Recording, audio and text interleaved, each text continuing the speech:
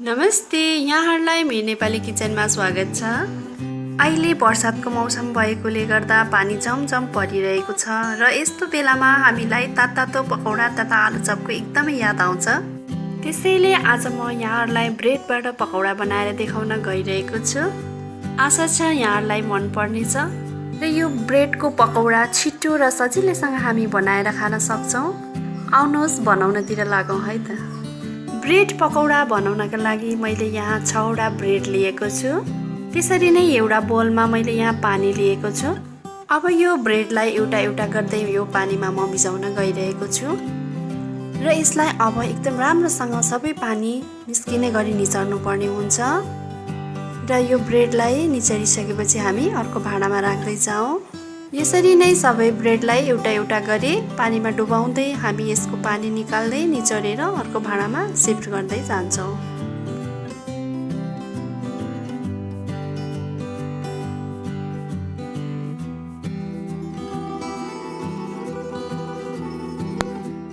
अब यसरी नै सबै ब्रेडलाई मैले यो भाँडामा निचोरेर राखिसकेको छु। यसरी नै दुईटा आलुलाई पनि मैले बोइल गरेर यसरी मिचेर यो ब्रेडमा हाल्न गइरहेको छु।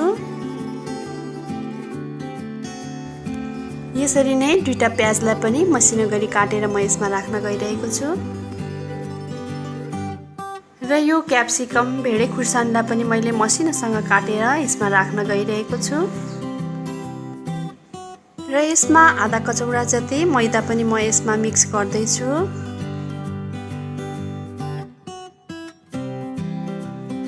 नुन स्वादअनुसार राख्नुहोला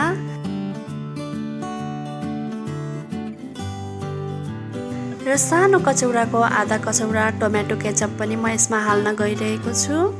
हजुरहरूले यसमा अरू कुनै पनि मसलाहरू पनि एड गर्न सक्नुहुन्छ। यसमा म अलिकति चिली सस पनि राख्न गइरहेको छु।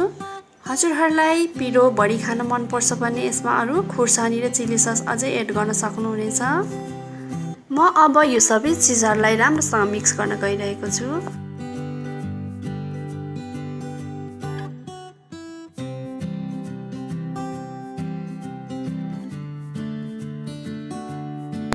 हजुरहरूलाई यो अलिक गिलो भएको जस्तो लाग्यो भने यसमा अलिकति अझै मैदा थप्न सक्नुहुनेछ या मैदाको ठाउँमा चामलको पिठो पनि युज गर्न सक्नुहुन्छ।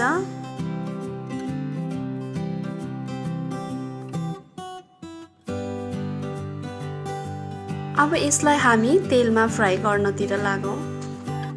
मैले यहाँ ग्यासमा कराई बसालेर तेल तातो गरिसकेको छु। तेल तातिसकेको छ। अब यो अलिक स्टिकी भएकोले गर्दा यहाँहरूले आफ्नो हातमा अलिकति तेल लगाउनु होला। त्यसपछि यसमा पकौडा राख्दै जानु होला।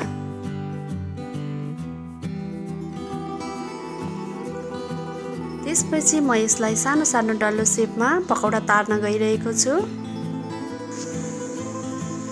ग्यासलाई यहाँहरूले मिडियम हाईमा राख्नुहोला।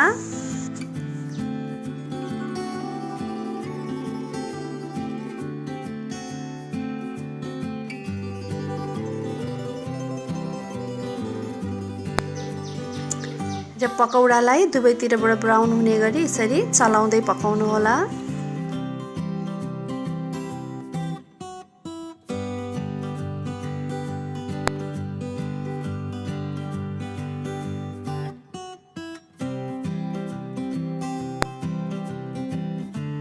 अब यो हाम्रो ब्रेडको पकौडा तयार भइसकेको छ। यो मजासँग पाकिसकेको छ।